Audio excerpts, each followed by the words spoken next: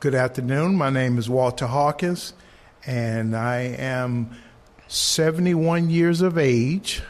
My name is Prateek Seela. I'm 18 years old, and I'm a senior at Lake Highland Preparatory School. Jones High School, which I'm a graduate of, has gone through many different periods of time. And prior to my years at Jones High, it was primarily a segregated school.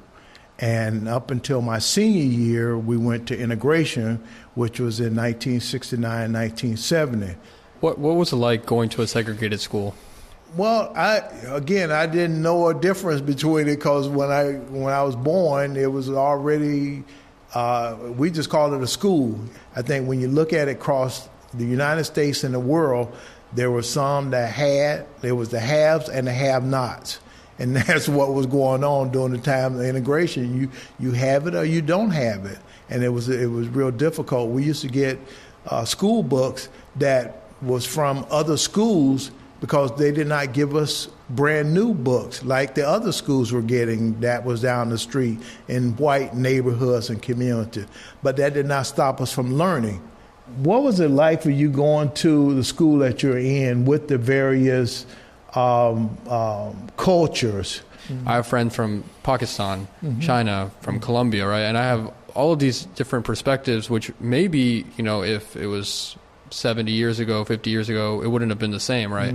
And so I think that brings me a great deal of pride for going in the future of where, demonstrating that we can really bring progress to things like that, because like you said, you wouldn't have even thought about that as like a idea, right? It was a school for you, right? What would you say that you have learned from our conversation this afternoon? Because that's the one thing that I want to be about is, have I shared information that will guide you?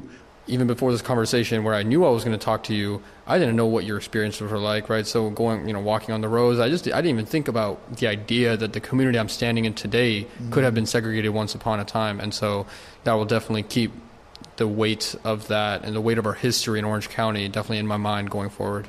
Right. And I struggle sometimes with our kids today.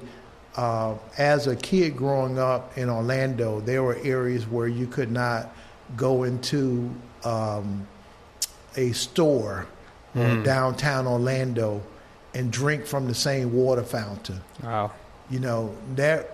And so when somebody tells you you can't do it, you got to go around the corner. You can't use the same restroom. It has to have the word colored on it.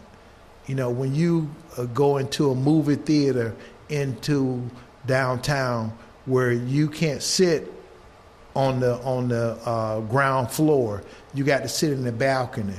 So how is it that you were able to go from living then to now living in a completely different world, but not have, and maybe you might, but not have that stubbornness or resentment or that closed-mindedness towards those people who are also during that time existing, but on a different side of the community? A lot of it, and it goes back to not too many people. I'm a very religious person. Yeah. Because God has been very important. My religion has been very important, and I always keep that number one. And I always look at, I'm going to treat you in a fair way. Even if you and I get in a fight, we're going to still be friends at the end of it. And if I can treat you fair, I think you would also do that with me. You do that with your brothers, your sisters, with your family. And that's what we should be about, love, working together. We may have some differences, but we have more likeness and more togetherness than we have division.